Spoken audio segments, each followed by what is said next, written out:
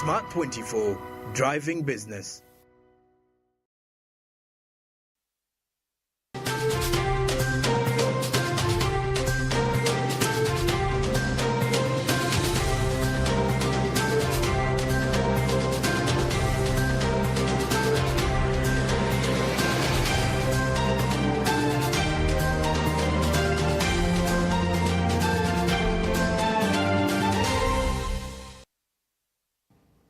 Butereevu kasooka owulira ddala omuddikido ogwo omanyirawo nti Agafa Mu By'Obusuubuzi gaba gagobye bumale ennaku z'omwezi zino ziri 9 mwezi gwa 9 mwaka 2024. Nze Director Kiwalabi ndi ne Winnie Buyinza Nakawuki ali ku ludda olw'obubonero bwettu tugenda okuba nga tutambula naye kkiriza tusooke tukuwe ku mitwe emikulu nkomye otandikira.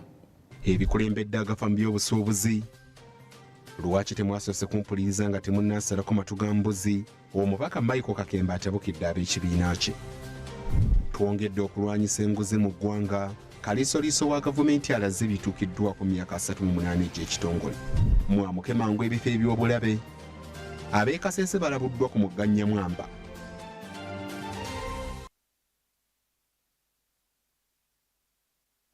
Butereevu nyongera okuba nga kulisaayo yonna gy'otambudde olunaku luno olwaleero olunaku lwa Mande nakutegeezaako oli mu kusooka nti ennaku zomwe ziri 9 mwezi gwa 9 mwaka 2024. Ttiimu yaffe ya Uganda Cranes egenda kuba nga etimpula Congo Brazzaville wali mu kisaawe eky'Ennambooli era naffe oluva wano tugenda butereevu okwongera okulaba nga tuwagira ttiimu yaffe eya Uganda Cranes. Mukkiriza ago olwaleero tugatandikirewo nze Director Kiwalabi kw'oteeka ne Winnie Buyinza ali ku ddala ly'olubonero. Tugenda gatandika n'ekitongole ekirwanyisa enguzi n'obulyake mu ggwanga ekya IGG kitegeezezza nga bwe kyongedde okuba nga kirwanyisa obuli bw'enguzi kw'oteeka n'okutaasa ensimbi ezikunukkiriza mu buwumbi 3 okuva mu mikono gy'abalyake. Bino nno byogeddwa akulira ekitongole kino Betkamya bw'abadde ayanja enteekateeka z'okujaguza emyaka 38 ez'ekitongole kino. Akulira ekitongole ekirwanyisa obulyake n'obukenuzi Inspector of Government Betkamya atotodde obulumi bwe bayitamu ng'ekitongole mu kaweefube w'okulwanyisa obuli bw'enguzi. Betkamya agamba nti basanga obuzibu bw'amaanyi mu kugezaako okufeefeeta abalyake wabula ekisinga okubazaamu amaanyi nti basigala ku mulamwa. Abantu bafa bali mu ddwaliro teri ddagala ate nga ssente weeziri naye waliwo abazirya ne bazizimbamu amayumba ne bazigulamu emmotoka abatono nnyo.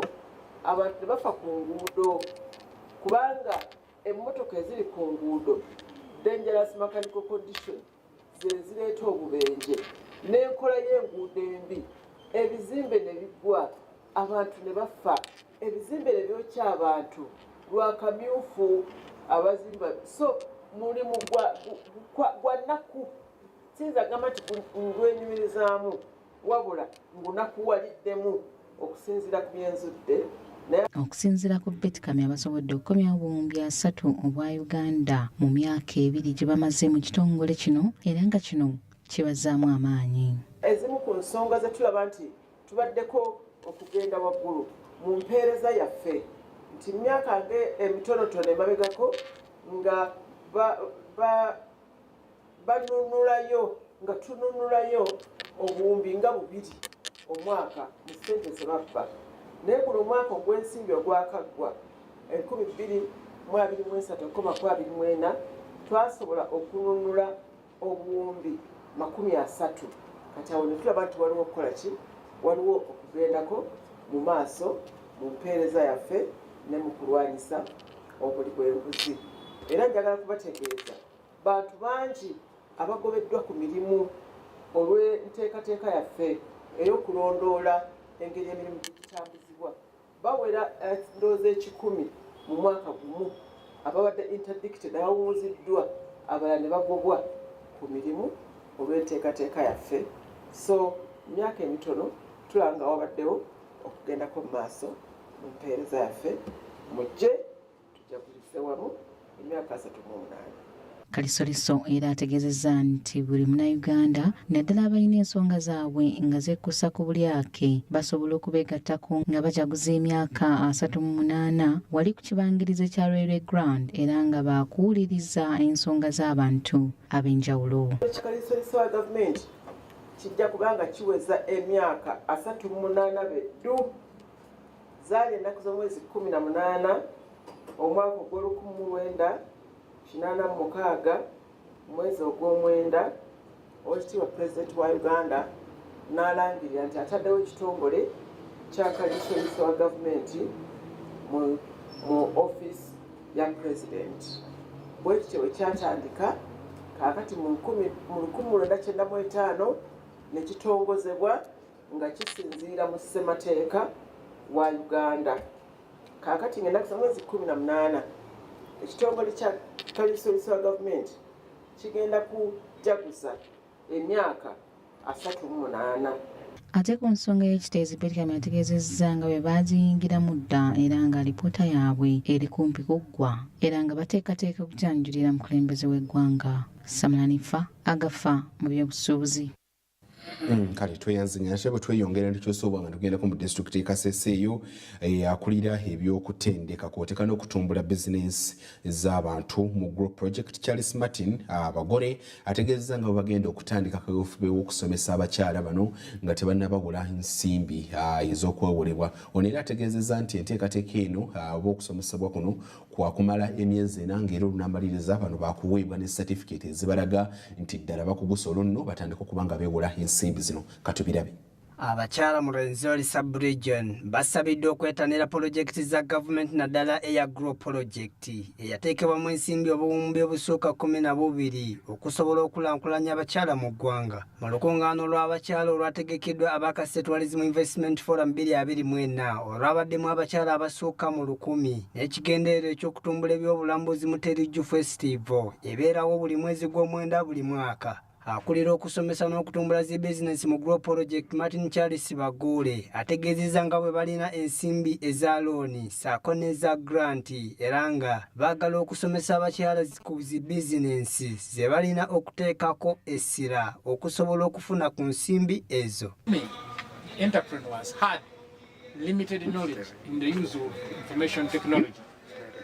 They also realized that there was a big challenge in the capital. They had limited capital to run their businesses.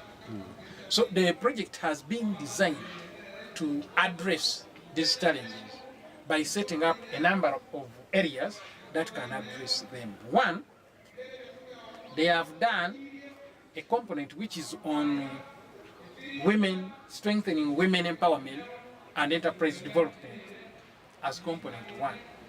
And this has something to do with WEPs, what we are referring to as women entrepreneurship platforms, whereby they are going to bring a number of associations, for instance in Kasese, those maybe for Catholic Guild, as women, Advent, Muslims, and these barriers you have been knowing, they have been cooperating. But what they are going to do now is to support them and strengthen them by using associations which have prominent experience in carrying out this kind of activities. One, to go into this industry, but they lack the knowledge. So you attach them to a prominent hotel. Maybe it may not be even in Kasese, it may be staying in Fort Cook, or it may be in Barara, so that they acquire a particular expertise practically in such a way that when they come, the tourists can be handled well. But this is not going to be limited only to tourism. It can be maybe in bakery, it can be in electrical, it can be in garage.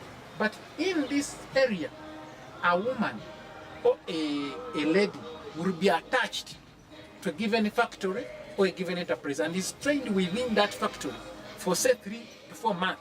When he qualifies, he's even going to be given a certificate by the Directorate of Industrial Training. By the Directorate of Industrial Training, because that's the one which gives the work permit. Now, that was mainly about training and empowerment of a woman and enterprise development. Now the other area which is very key is the issue of access to finance. And this is where the questions are coming up many. Actually, most people even don't know those alien ones I've told. Their area is on what? Access what? Finance. Now, access to finance is of 2 areas. One is the one of a grant, and then the one is of loans. For the loans started, in the last 2 weeks, money has been sent to banks. ye omuwandiisi ow'Akasese Tourism Investment Forum John Henry Baguma agamba nti abakyala bakwongera okufuna amagezi okusobola okukola zi bizinensi zaabwe nga bakola bizinensi ez'ebyobulazi omuli engoye, okutunda ebyennyanja n'endala nnyingi. Tourism is business for everybody. Everything that we can do is tourism. You are selling clothes, you are selling shoes, fish, good houses, good food, good natural things. They're all you see to buy. People go there because of the good buildings, because of buying good things. So that's the tourism company. So even here in the region, we are saying it's business tourism, and we are having a business summit, which takes place as now. Now this summit, the men will see the opportunities. What can I do if I have a little capital? What can I do if I have a very big capital? Which one do I take on? You buy it what you can manage. Agaba Silivia, ngono ye district councillor ow'Akasese, agamba nti abakyala bazze mu bungi okumanya engeri gy'olina okufunamu looni sako ne granti olwo n'okwongera okuyiga engeri y'okukuuma ensimbi obulungi okusobola okulankulana nga emyoga sako ne PDM. Silivia ayongedde n'ategeeza nga ssente za granti zaabo bokka abalina zi bizinensi ennene. Samuel Kirimunda, Krasma 24 TV, Agafa Mu By'Obusuubuzi. Otukolidde ddala bulungi nnyo Samuel Kirimunda, nenjala kwongera okutegeeza nti ttiimu yaffe ya Uganda Cranes ekya mpira gutandikidde ddala wali ekyattunka ne Congo Brazzaville. So bannaffe abo tubaagaza buwanguzi nange olunaava wano tujja kwongera okuba nga tugenda ate okuwagira ttiimu yaffe. Ate bwe tweyongerayo nga tukyali mu disitulikiti Kasese eyo, omugga Nyamwamba nate era guzzeemu okufuukira abatuuze akabasa nga gutandise okuba nga gusalako ebitundu ebimu era bizinesi nnyingi nnyo zongedde okuba nga zikosebwa. N'abakulembeze batandise okuba nga basaba abantu okwamuka ebifo bino ebiri mu bulabe. Katubirabe.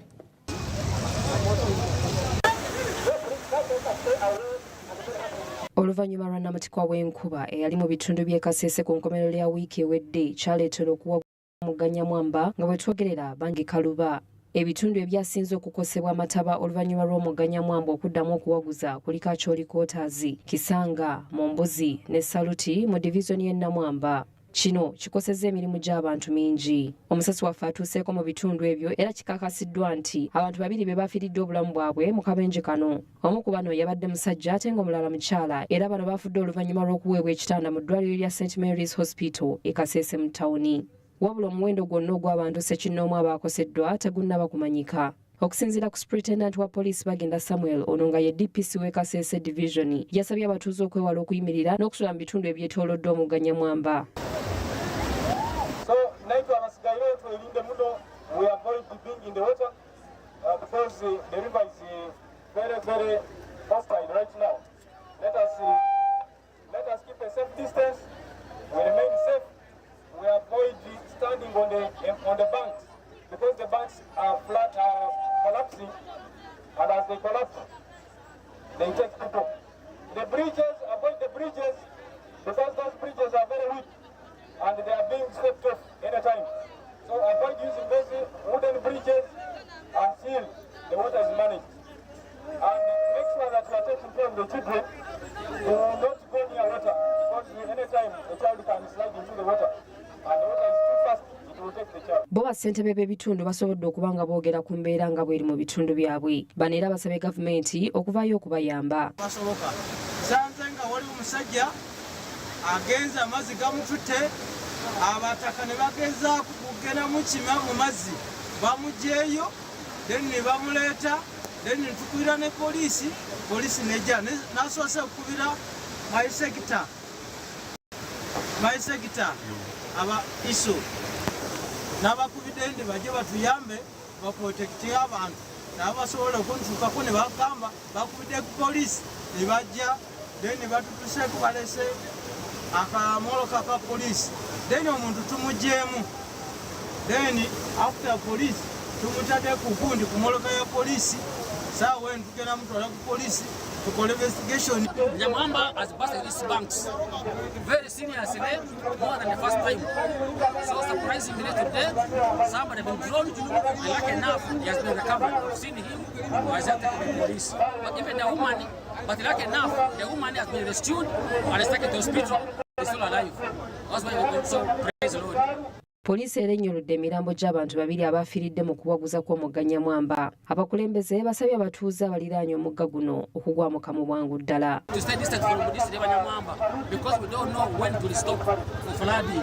To keep distance, to be aware, as have a teamwork. And to keep our children, especially young ones, to be aware from this one. Otherwise, it's very serious. And the government come and rescue the team, please. For the government to come to rescue our attacker. Even houses are going, property are gone. Now even the life. So we are very Guno si gwe mulundi ogusoose nga kino kibawo mu bitundu by'e Kasese era buli mwaka abantu bangi bafiirwa emirimu ssaako n'okukosa eby'ensoma ekintu ekizza ekitundu kino emabega. Butereevu atwongera okusaasirako bonna bonna abakoseddwa abakyali mu mbeera eyo n'emyoyo gy'abagenzi tusaba Mukama agiramuze ekisa. Ate bwe tukyusa obwanga ne tukoma mu kibuga Kampala, ekitongole ekiwoza ky'emisolo kiyite Uganda Revenue Authority kisabye bannamakolero baakuno okwongera amaanyi mu nkozesa ya tekinologiya naddala nga basasula emisolo no kibayambeko mu kutaasa obudde bwe bamala nga basimbye enkalala. Bino byogeddwa Commissioner Abel Kangumire okuva mu kitongole kino wakati ku mukolo gw'okusiima kampani ezisinza okukolera ddala obulungi ziyite Consumer Choice Awards. Okusinziira kwa lipoota ez'enjawulo ezize zifulumizibwa omumalirizi w'ebitabo bya gavumenti zize ziraga nti eggwanga erya Uganda lifiirizibwa ensimbi nnyingi nnyo mu musolo ng'entabwe eva ku bantu abatayagala kusasula musolo guno, enkola enkadde za tekinologiya ezikozesebwa okung'anya omusolo guno ssaako n'abagubulankanya. Ekitongole ekiwoza ky'omusolo ekya Uganda Revenue Authority kize kiteekangawo enkola ez'enjawulo ezikozesa tekinologiya ow'omulembe n'ekigendo eky'okukendeza ku musolo ogubulankanyizibwa ssaako n'okulondera ensasula y'emisolo ssaako n'ebintu ebirala bingi nga mu nkola zino muli n'enkola eya e-freeze newankubadde ng'eno mukyalimu abantu abakyagisimbidde olukokola. Commissioner okuva mu kitongole ekya URA Abe Kagumire yasinzidde ku mukolo gwa Consumer Choice Awards n'asaba bannamakolero okugezaako okwettanira enkola eza tekinologiya eziteereddwawo ekitongole ekya URA nga mulina e-freeze naddala bwe babeera basasula emisolo gya URA enjuyi zombi zireme kufiirizibwa. Government has invested heavily in automating the tax administration systems, and we want you to support us as taxpayers. You've heard about e-freeze. And we want you not to oppose it, but look at the benefit it's going to bring to our country and support us. At the moment, we are not penalizing because the President asked us to not to penalize. We have also automated in your factories, you're aware of the digital tracking solution with tax stamps. Ono era bano abasaba okolagana obulungi n'ekitongole ekya URA omulimu gwabwe gusobole okutambula obulungi. We've been working with the manufacturers, Uganda Manufacturers Association, and you yourselves to give us your input on what policies can help you pay taxes better. And in this meeting, if you can make resolutions on where you have gaps that affect your payment of income tax, that affect your payment of value-added tax, stamp duty, excise duty, and the East African community taxes, international trade taxes, please let us know and we will be able to include them. We are doing well on the area of trade, tourism, and the construction sector because they are giving us their input on how to handle the policies that affect them. Robert Mukiza akulira ekitongole kya Uganda Investment Authority agamba nti ebintu bingi ebiri mu ggwanga erya Uganda nga bino bye bimu ku birifuula okubeera eddungi eri bamusiga nsimbi. We work with you to ensure that you do survive in our country, that you take advantage of these tax holidays that are available for you. So I insist that domestic investors, traders, come and we handhold you in Uganda Investment Authority. It's not a very simple journey, but start somewhere. Even with a low investment threshold, have the culture of being a manufacturer. All these big manufacturers you see in Uganda started somewhere. They started with 500 million shillings, started with 100 million shillings. Their companies are 100 billion Uganda shillings now. They had to start somewhere, but they took that initial risk. Let us work with you to take that initial risk. Ono era agamba nti ebyefuna by'eggwanga ebikulira ku sipiidi y'ekika ekya waggulu alaba nsonga lwaki bamusiga nsimbi babeera tebajja mu ggwanga Uganda kusiga nsimbi zaabwe era nga nnyonnyodde ebimu ku birungi ebiwa baba bamusiga nsimbi singa babeera basazeewo okusiga ensimbi mu ggwanga. GDP growth, we are the highest in the region, and we do anticipate that that will stay the same going forward. Uganda's population, I believe almost 50% are below the age of, is it 18 or 17? And it's only going to grow further. In 2050 will be almost 100 million people. So very many young children in our country, young populations. Things like recreation centers are bankable projects and opportunities to invest in our country. Again, we have these bankable projects in UIA. They are free. We will not charge you to get the bankable projects. We'll give them to you. Go ahead and invest in our country.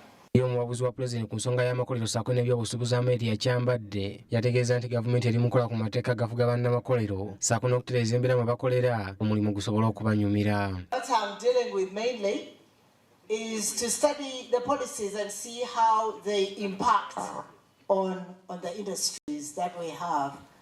So we're doing a bit of research on that, and we've seen that some policies are useful, some have not been very impactful. Focusing on skilling especially young people and women, because we know that industries started from a micro level. Ronald Chiwesi, Smart 24 TV, Agafa Mu By'Obusuubuzi.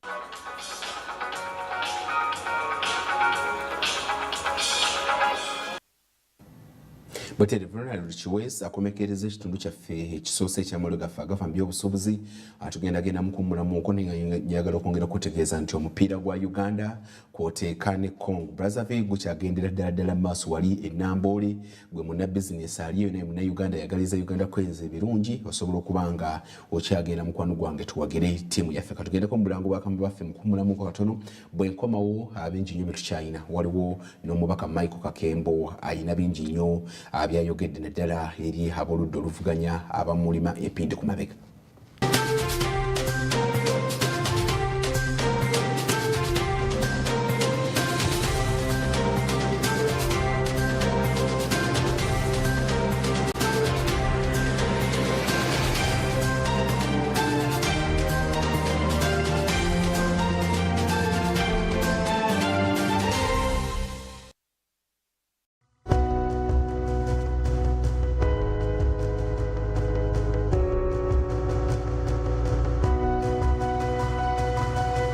Smart 24, driving business. You used to tell me that I don't make you happy. All that time you would be complaining. I'll call you every day, yeah, yo, baby, don't know. You can now get all the Chibuzi out with MTN voice bundles. Call all networks. Kubei Dondoro. Buy a 25-minute voice bundle for only 1,000. Or buy any daily voice bundle of your choice. Dial *100 *21# and select daily or use the My MTN app. When we talk together, we are unstoppable.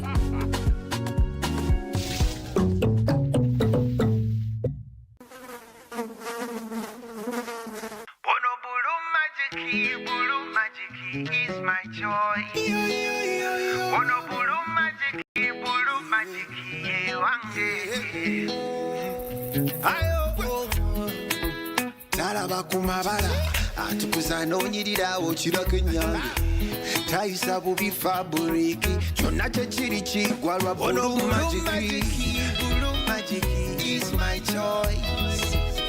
Ono Blue Magic ye wange and the Blue Magic is my choice. Ono Blue Magic ye wange.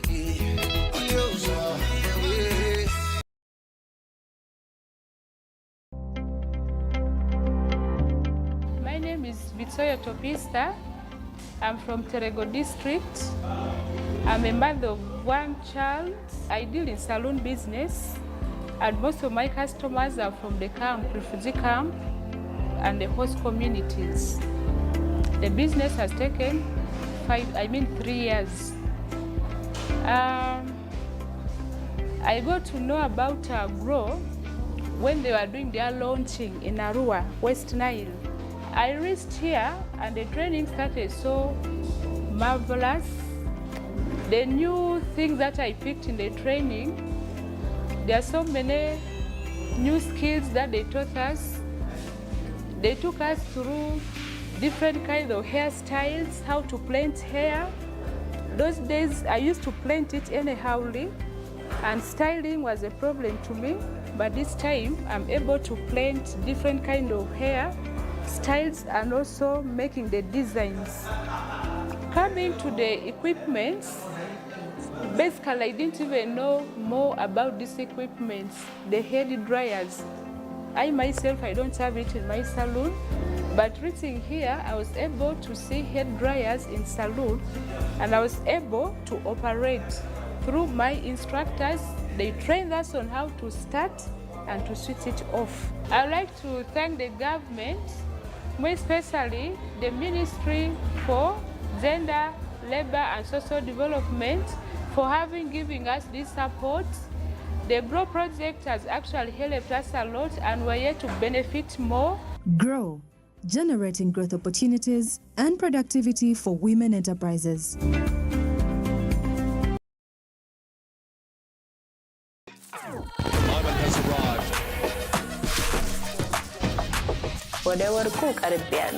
Closer to your champion.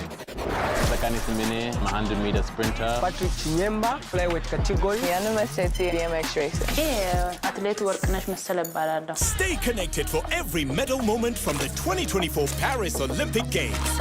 Get closer to your champions with Supersport on DSTV, the home of entertainment.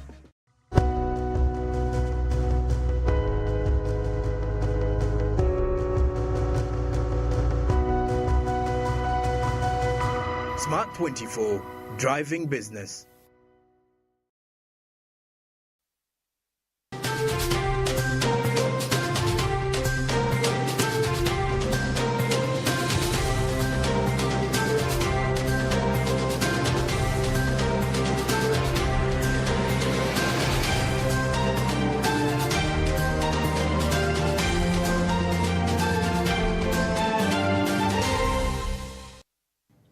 Batere kunyongera okubanga kulisaayo mu kumulamu okwo mu kitundu kyaffe kiri ekyokubiri, njogera okwongera okwebaza emirimu gy'otuusizzaako engalo na kuno olwaleero n'okusaasirako ggwe sofa nga tebitambulidde ddala bulungi nnyo, nti embeera gy'oyitamu teri agisobolanga Mukama Katonda wo, toggwamu maanyi n'enkyaddayo obeeko ky'okola, biyinza okugaana leero ne next week wabula n'okulemerako abalemerako be babeera abawanguzi. Ninayo sofa nga bitambulidde ddala bulungi, nyongera okubanga nkusanyukirako Mukama Katonda n'okuzzaamu amaanyi naawe enkya ddayo ate obenga okola. Mu kitundu kyange kino ekyokubiri mukkirize tugendeko mu paalamenti eyo, omubaka w'Entebe municipality Michael Kakembo alangiridde abamuvuma okulya ekyoja mumiro oluvannyuma lw'okuvaayo n'awagira oba n'asemba ekiteeso ky'omubaka Richard Lumu ekyokubanga abakuli ku ludda oluvuganya be balina okubanga bakulonda alukulira oba mu luzungu oyinza okuyita leader of opposition.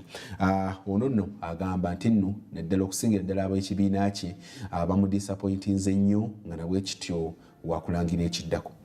Oluvannyuma lw'omubaka wa Mityana Municipal okuleeta ekiteeso ky'ababaka okwerondera kulira oludda oluvuganya mu paalamenti era n'awagirwa omubaka Michael Kakembo bangi bavaayo nga babalangira okulya kyoja mumiro nga kw'otadde n'okubavuma ebisongovu. Omubaka Michael Kakembo ategeezezza nti ebimwogerwako si bituufu, wabula n'akubiriza abakulira ekibiina kye ekya NUP okubawuliriza olwo bategeere bulungi ebikwata ku kiteeso kino. Nze njagala kulaba ng'ekibiina kyange kye kisinga FDC, kye kisinga NRM mu by'amateeka, mu bya demokrasi. Bannayuganda bajja okumpa obwesige bampa akalulu. Bwe balaba nga Museveni ansinga nga FDC ensinga batandika okujulira ti senga tubadde ne FDC yaffe abaana ab'NUP balemye. Ate nga si kye njagala. Abo aba beesige ebisige teyomberanga ku bafu bwatyo ate n'oba nayombera ne ku bafu n'alangira ababaka banne ku bafu. Abantu batandika okujulirira beesige yava olwogamba atukomyewo beesige ali better than this one. Ate nga si kye njagala nze wa NUP. Njagala kola NUP y'amaanyi nga bawana president wange bawana NUP nti esinga NRM esinga FDC. ebala ngokola ebyekijinga ebyekigega oba tukubajje ffenna. Kakemba agamba nti bo nga ababaka ab'oludda oluvuganya balina ennaku olw'ensonga nti babaliisa kyoja mu miro buli lwe bawakanya ebirowoozo by'abakulembeze baabwe ekintu ekitali kituufu. Nze kyesaagala manyi kati wano baali bakoze etteeka nga bagamba nti loopu anaabeerangako emyaka 2 n'ekitundu. Kikola kuona alondeddwa obuki obulondebwa kubanga nannyini kaweejumira yabeera bweru musajja watu ng'alonda bw'akulonda notakola bulungi byayagala bamuwa omukisa okwongera taamu oba okujjako n'agiwa omuki.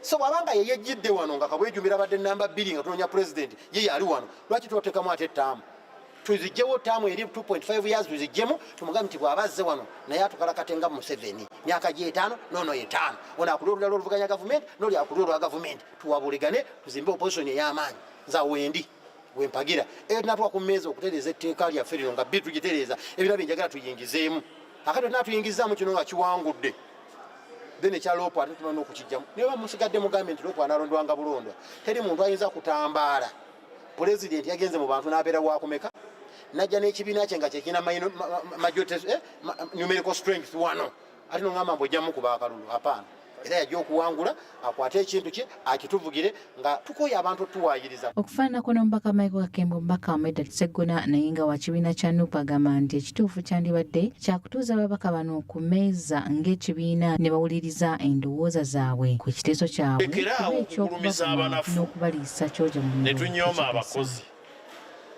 Waliwo omuntu atasobola wadde okuleeta ekiteeso ne kituuka ku flo naye avuma oyo aleese ekiteeso ekyo sikkiriziganya nakyo. Mu mbeera eno kye twetaaga okukola kwe kutuula ne munnaffe Honorable Lumu atubuulire ekiteeso kye kirimu ki tumuyamba tutya tuyinza okukitereeza bwe kiba nga kirina ebitateredde oba okumusikiriza n'akireka singa kiba nga kijja kulumira. Naye ekyokugamba obugambi nti tumuvume bwe tunaamala omuvuma akiveeko lumu gwe mmanyi bw'omuvuma ayongera kaluba. Medad era awagira eky'omuntu akutte ekyokubiri mu kalulu k'omukulembeze w'eggwanga okubeera akulira oludda oluvuganya mu paalamenti butereevu wadde nga si mubaka. Ekirowoozo ekyo kikulu nnyo. Twandibadde tetukyayina na debate ku ani leader wa opposition. Kyagulanyi ye yandibadde leader wa opposition ku bululu obungi bwe yafuna n'ogattako n'obwo Museveni bwe yabba. Kyagulanyi yandibadde leader wa opposition nga teri amukubaganyaako na birowoozo wabula nga kye tukola tuteekawo consultations ne twebuuza. So mbadde nteesa abayomba balekeraawo tutabagane tuwuliziganye oba oli awo tujja kufuna eddagala. Sabbiiti ewedde omubaka Richard Lumu yakyalira ekibiina kya UPC ng'akyebuuzaako ku kiteeso ky'ababaka okwerondera akulira oludda oluvuganya wabula nga bano baagoba ekiteeso kye nga n'ekibiina kya Democratic Party omubaka mwava baakigoba wabula Lumu agamba wakweyongerayo mu maaso n'ekiteeso kye. Samlanifa Agafa mu by'obusuubuzi. Hanifa tweyanze nnyo tweyanzeege n'amawulire amalungi nnyo okutuusaako nti ttiimu yaffe ya Uganda Cranes ekulembedde Congo Brazzaville goolo emu ku bwereere mu kitundu ekisooka omupiira gukyayindira wali maaso ennamboole. Ate mutukyusa obwanga awo ne tuvayo ne tukomawo minisita omubeezi ow'ebyobusuubuzi David Bahati ategeezezza nga gavumenti bwetandise kaweefube w'okulaba ng'ekendeeza ku nsaasaanya y'ensimbi ezifulumizibwa ku bintu ebiva ebweru ebiteekebwa ku nsusu z'abantu gamba ng'ebizigo sabbuuni kw'oteeka obuwoowo n'ebirala bingi nnyo. Minisita agamba nti Africa yesaasaanya obuwumbi 17 obwa ddoola ekintu ekiteeka ebyenfuna by'amawanga ga Africa mu katyabaga. Mu mwaka gwa 2017 gavumenti yavaayo n'enteekateeka ey'okuyamba okukendeeza ku nsaasaanya ng'eyita mu nkola ya Buy Uganda Build Uganda okusobola okutumbula ebintu ebikoleddwa wano wabula bannansi wamu n'abalina amakolero babadde tebannettanira nnyo nkola eno olw'okulowooza nti ebintu bya Uganda tebituukanye na mutindo.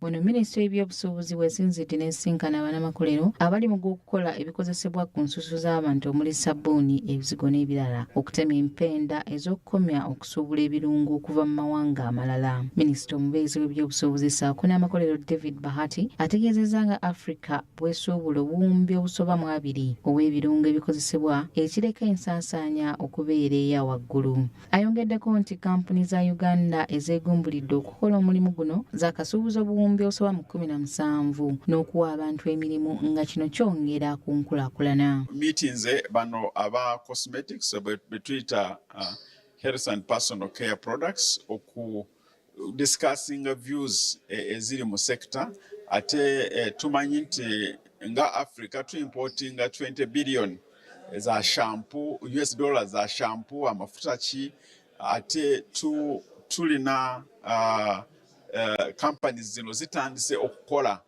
tulaba bye bakola kubanga kati batandise exporting around 17 million US dollars by employing 30,000 Ugandans. Kati tubadde tubencouraginga ate ne tulaba na challenges zetulina, challenges eza zebalina, challenges eza taxes, challenges eza imports eziri fake. Ebyo byonna tubyogeddeko ne tugamba tugenda kulaba nti tubi sorting out. Alan Ssenyondo Angono munnamateeka agamba nti ebintu ebimu ebisuubulwa tebibeera ku mutindo nga n'ebimu bya bicupuli, wabula nga bannamateeka tebakkiriza kya Paalamenti okwagala okuteekawo etteeka eribasobozesa okuggya obwesige mu UNBS olwo basobole okubiddiza aba National Drug Authority. Ssenyondo ayongedde n'ategeeza nti ebintu ebisinga okukozesebwa UNBS yebuvunaanyizibwako naddala ku mutindo gw'ebintu. Bill oba gye muyita etteeka baagala okuteeka mu Paalamenti eriyise National Drug Authority nga lyagala okukwata abantu bonna abakolagana n'ebintu ebikolagana ku lususu n'ebyenkozesa babeere nga bakwasaganyizibwa wansi wa Uganda National Drug Authority. Weewaawo ffe tugamba ebintu ebisinga tebikwataganira ku bintu byetuyita malagala, ebintu by'olususu nebyetukozesa mu kamwa nebyetukozesa ku muviiri ebisinga biba bintu bya bulijjo. N'olwekyo ffe tubale tusaba nga twagala ebintu ebyo bisigaleyo Uganda National Bureau of Standards era mu Ministry of Trade. Samlanifa Jesse Musuubizi, Agafa Mu By'Obusuubuzi. Kale mukkirize tusooke tulabe katale k'emigabo nga bwekayimiridde gwe Munnayuganda ali eyalina ku nsimbi omanye butya mudde wonoofuna ku nsimbi ng'oguze emigabo mu kampani. Nyongera okujjukiza nti essa tuliteeka nnyo ku kampani ezaffe eza wano. Katusooke tulabe ku migabo egyo. Mukkirize olunaku olwaleero Airtel balwawo nnyo okukyuka yatandikire bannaffe aba kampuni y'ebyempuliziganya Airtel bali ku 69 osobola okuba nga bafuna Senam Investments ku 232.21 baseeko wansi. Bank of Baroda Uganda bali ku sente 2 balwawo kubanga bakyuka. DFCU bo bali ku 225 tewali nkyukakyuka tebasse ate tebayambuse gwe omubedali yalina mu kasimbi osobola okumanya wowenza okuba nga oteeka. British American Tobacco mu kitundu osobola okuba nga obasanga balirawo ddala nabo okuba nga bakyuka. Bannaffe aba Equity Bank Limited ku 123.3 bongedde okuba nga bakako wansi. Jubilee Holdings Limited nga bwolabaawo bali ku 145.55 bongedde okuba nga ate bakako wansi. Kenyan Airways bali ku 10.34 abaseeko wansi. KCB Bank ku 973.79 osobola okuba nga obafuna bambuseeko nnyo waggulu katono. MTN Uganda kampani y'ebyempuliziganya ku 179.3 tewali nkyukakyuka tebase tebayambuse ate National Insurance Corporation sente 5 balirawo ddala abo okukyuka gwe Munnayuganda ali esobola okumanya wooteeka ensimbi zo. Ate bwe tweyongerayo bannaffe aba Nation Media Group oba NMG bali kubina 13 n'obutundu 42 baseeko wansi. New Vision Limited ku 153 tebannaba mu kyukakyuka yonna. Stanbic Bank Uganda bo bali kwana mwemu bamuseeko waggulu. Ate Quality Chemicals gwenna abaagala ng'olinamu akasimbire ddala akasimbi akawera 56 osobola okubanga wamma ogula emigabo. Uganda Clays ku Limited bo ku 10 n'obutundu 7 osobola okubanga obafuna umeme nga bulijjo osobola okubanga obasanga ku 403 balulawo ddala okubanga ate bakyuka gwe muna Uganda aliyeyo osobola okumanya butya mu ddeeyo osobola okubanga ofuna ensimbi tereka obanga ogula emigabo mu kampani ezaffe eza wano.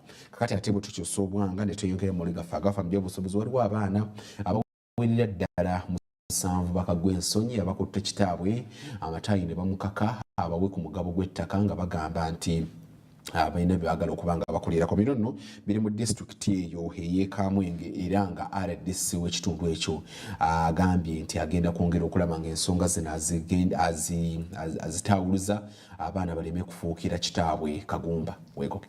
Abatuuze ku kyalo Kajulizi mu tawuni kanso y'e Kabuga mu disitulikiti y'e Kamwenge basigadde ku bunkenke oluvannyuma lw'ekibinja ky'abaana 7 aba Simon Hakibarazi okugoba olukiiko lw'ekyalo olubadde lugendereddwamu okukendeeza ku nkayana ku ttaka.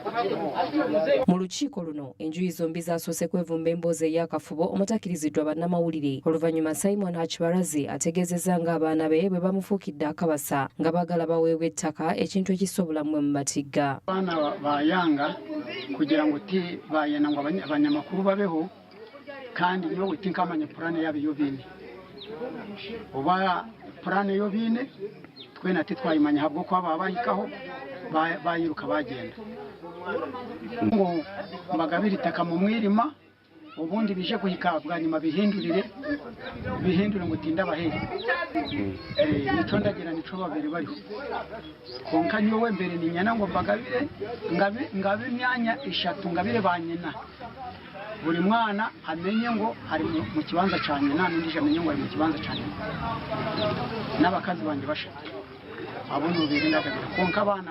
mu lukiiko olutudde ku Kajulizi Trading Center olukubiriziddwa ssentebe wa LC ey'okubiri owa Kabuga Ward Mande Edward abatuuze ku kyalo kino balaze obutali bumativu bwe balabye mu baana bano nga bakwatagana n'olukiiko olwali lugendereddwamu okugonjoola ensonga wakati waabwe ne kitaabwe. Omwana waabwe okushera enkoko ati ndendiku oshira edihuli ati nikyetenderihango hati akubuzaabuze omumulimu gwo okola yangu tikuliko abana bahababire tukira balezi nibendita hati ko baraye bahabire tukira balezi balendita owamakuru tayine mushango ninga tukira balezi betu owamakuru kugira ngo babeho batungitaka ekiri kubasa kurebwa buri yomu kuba atungira itaka tekereza bw'abana just umwana akashoma atagire ko munesense washa umuzeyi wawe ngo yenda gakwereza tiwa mwana ngo na transport yasha yavuga mutko kubwe yawe yaeka ngumure yarinze kubagabita kamukinga muri kishiye ye washa wagamunywe naje ahubwo unazasibwe n'ibiriro rya nabo kuko biriro we nanisha abana barya ni mwena barya tushimire korobeka mbe tutagira ngo bashimire korobeka niwe ne kumworobera muri ngo gona nagwanyuma kamusiyona sono kalyangu ecorenda wachikaka uwo mushayira kajya ngo akitake cya vungisha itainami wowe urende cyase kitanda pakora banzo inami utivi warasha mbundugura bundama ubu no mukiga bwabadde ayogerako eri abantu ku lw'omumyuka wa RDC w'e Kamwenge Mande Edward agambye nti tekisaanira kugaba ttaka mu baana nga tebaliiwo n'olwekyo kino kyongezeddwayo okutuusa nga waliwo ekiragiro ekirala naye habuze hari RDC hapa niwe yansigira omulimu yangira ngo abo baana kubarayo batabaho kandi nibo babiire bali kwetombeetwa mpandike encomu yitwacamo n'abataka na attendance nenga ababiire bali n'emikono yaabo. Mwe RDC muhereze kopi. Mpereze kopi chairperson LC1. Mpereze kopi chairperson LC3. Niwe meya itutine meya. Mpereze kopi chabalezi. Mpereze kopi bali abali kwitombo. Arabatikirize ebyo rushiko rw'erizoba rwaca mu kurjanya report okunda zibuhereza. Chabasika araza mu koti zahiri. Twogeddeko n'amyuka RDC Kamwengo omukyala Namala Roy mu mboozi ey'akafubo ku ssimu era alaze nti ssentebe wa LC ey'okubiri yawaayo alipoota mu ofiisi ye wano waasinzidde n'ategeeza nga bw'agenda okuyita enjuyi zombi okubatabaganya. Kale mbeera yakwongera kwegabira ttaka baana mu district eyo ey'e Kamwenge baagala kitaabwe abagabanyize ku ttaka. Ate bwe tuyengere poliisi esabye abazadde okubeera abeegendereza mu kaseera kano ng'abaana baddizibwayo ku masomero. Poliisi ne basaba abazadde bakozese enkola za tekinologiya naddala okusasula ensimbi oba ebisale by'essomero beewale okuba nga basimba enyiri mu bbanka ekiyinza n'okuviirako okubbibwa. Mu ngeri y'emu omwogezi wa poliisi Kituma Luseke asabye bannannyini masomero okutereeza ebyokwerinda bya mu kaseera kano nga abaana baddayo wakati mu kwerinda obutujju obusuubirwa okukolebwa. Ono nno kwogera bino asinzidde wali ku kitebe kya poliisi enaggulu mu lukuŋŋaana lwa bannamawulire lubirawo buli balaza. Abaana baddayo mu masomero. Amasomero tukubiriza abazadde katubategeeze nti ennaku zino osobola okusasulira school fees ku ssimu. Tetwagala enkyogwe mbafere ku banka. Usually bwe mugenda ku banka ne musimba ze layini ezo ku banka okwo watera okubaako abafere abo. Era nabo bwe mubategeera mu baloope banka ezo ze mulaba zitera okubeera ne ba security officers abakwatagana ne poliisi. So mutuyambe tutegeere abafere abo tubakwate. Bajjanga bazo okubayamba okubuuka zi line. Wateri muntu ayagala kubeera mu line kumala ssaawa 3.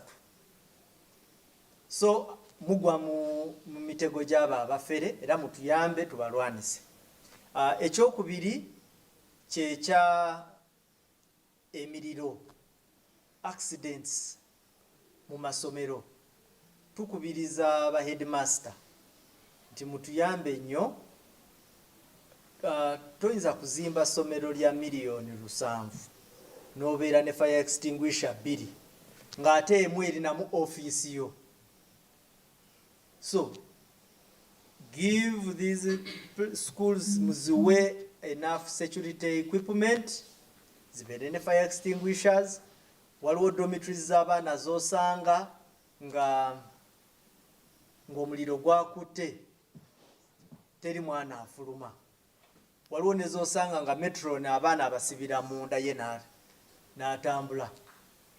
Ebintu ebyo mu bicekinge mulabe nti tebibaawo kubanga wabeerawo obuzibu bwonna ffe tujja kujja tubakwate nga poliisi. Then ekintu ekirala waliwo bw'otambula n'osanga nga essomero liyina oba nakiyita ki manholes eziri open, ebinya bya kazambi. Bano abaana ng'abaana bonna baddukira mu compound bazanya bakola ki. So safety measures ezo ziba zeetaaga nezitunulwamu. Then ekisembayo kyekya okutwala abaana. Mutwale abaana ku masomero, temusindika abaana bato kwetwala ku masomero. Juzi wano twayisaamu report gye mwalaba abaana bye basanga mu kkubo ne babawamba, emirambo gyabwe bagisanga gisuuliddwa. So mutuyambe mugoberere ebiragiro bino. Butera batewe tuyongereyo abasomesa abannassale okuvaako mu disitulikiti y'e Wakiso bakuŋŋaanidde ku ssomero lya Smart Dolphins Ekyanja gye basomeseddwa ebintu eby'enjawulo ebikwata ku ndya y'abaana naddala abali ku mutendera gwa nassale. Bano basomeseddwa engeri gye bayinza okukwatamu abaana okusobola okukwata bye babasomesa nga bali mu bibiina. Katubirabe. gye buvuddeko minisita w'ebyenjigiriza n'emizannyo era nga ye mukyala w'omukulembeze w'eggwanga Janet Kataha Museveni yavaayo n'asaba abazadde ssaako n'amasomero okwongera okussa amaanyi mu nda y'abaana baabwe ku masomero kibasobozesa okuba n'obulamu obulungi ssaako n'okutegeera ebintu ebibasomesebwa era nga wano yasaba abaana batandika okuweebwa amata mu masomero gaabwe. You know, we've been talking about the lunch break. It has been a problem in the country. When I was given the responsibility of this Ministry of Education, I went around the country. Literally, I went around the country talking to parents about the lunch break at school, for every child to have a packed lunch, so that they don't get a break in the middle of the day and come back in the afternoon having eaten nothing. Kati mu kaweefube okulaba ng'ebyendya by'abayizi bitereera abakugu okuva ku ssettendekero wa Makerere okuva mu dipaatimenti y'ebyendya nga bayambibwako ebitongole ebyenjawulo baliko abasomesa b'omutendera gwa Nasra okuva mu disitulikiti ey'e Wakiso be basomeseza ku ngeri gye basobola okuliisaamu abaana obulungi ne batafuna bizibu mu bye balya. The problem comes in that you find every day that the child is packing soda, for example, and they're not packing water. Annyonnyodde ekigendererwa ky'okusoma kuno era n'ategeeza nti okusinziira ku bye basomeseza abasomesa bano eno y'abayizi esuubira okukyukako mu masomero gaabwe. Training, tukola theory, tukola practical, tuzina different songs and bingi ebitusomeseza abasomesa kulaba nti kwegamba bwenatuuka mu kilaasi basobola kulaba nti omwana omuto balina engeri gye bamuyamba okulya bulungi. Ono ategeeza nti balina ekiruubiro eky'okutambuza emisomo gino mu disitulikiti ez'enjawulo okwetula eggwanga lyonna kyokka n'annyonnyola engeri gye bayinza okukikolamu okulaba nga n'abasomesa abalala bakiganyulwamu. Enteekateeka z'okutambuza puroguramu eno mu disitulikiti endala za Uganda tugirina naye kwegamba resources zetutalina naye kwegamba ekyetupulaniiza essaawa eno tuli mu kudevelopinga ekitabo kya resource book y'abasomesa ba kindergarten. Eyo resource book omusomesa wenna tunagimaliriza ejja kuba available to the public for free because we are working with the National Curriculum Development Center and Makerere University. Abamu ku basomeseza wamu n'okutendeka abasomesa bano nti basomeseza abasomesa bano byakuteekebwa mu nkola okukkiriza okuwa abasomesa ebintu byabeera babasabye kiyambeko okutereeza ebyobulamu by'abaana baabwe. Okukola nga bwe tubalagiridde kubanga bye tubasomeseza tukozeseza bye balina. Wempayo nga example tubayigiriza engeri ze basobola okukozesa akawunga ebijanjalo emmere ey'obulijjo naye nga bajongeddemu emmere ey'omugaso basobole okuliisa abaana bulungi. Bazadde abamu bakalubiriza abasomesa bano nti omusomesa asobola okugamba omuzadde nti omwana ono biro by'omupaakingira oluusi tabirya oba tabimalako ate omuzadde olumu n'amuddamu bubi n'amugamba nze byensobola. Kati tubadde wano tubayitiramu engeri gye basobola okukwataganamu n'abazadde okulaba nti balabira bano abaana obulungi. Abamu ku basomesa abatali mu kusomesebwa kuno batubulidde baganyuddwamu era ne bongera okusaba abazadde wamu n'abakulira amasomero okubawa bye babeera beetaaze naddala ebikwata ku ndya y'abaana. Tuyambyeko okumanya nti ebintu ebitwetoolodde mostly bye tulabanga ebitali bya mugaso nnyo ku bulamu bw'abaana bano nga bakula. Our role okukwatagana n'abazadde tuyambeko abaana bano okubakubiriza okulya kubanga ebiseera ebisinga bwesanga nga omwana awuliriza nnyo omusomesa than omuzadde. Wanaddayo waka n'agamba Teacher Janet yagambye kino kye nina okukola. It is very hard omuzadde okumugamba nti no toteekeddwa kukola kintu ekyo because the teacher said. And also we have learned how we can advise our parents and also the teachers, our administrators in the way they can plan for nutrition, the timing. Nsubira bajja kyagala kubanga teri muzadde agala mwana we kulabika bubi ate naffe abasomesa kiba kitukakataka ate nga tekitusanyusa kubanga omwana ajja ng'omusomesa era nga bambi ali tiny ng'omumilitary nga teyeeyagaza. So Ronald Kiwesi, Smart 24 TV, Agafa Mu By'Obusuubuzi.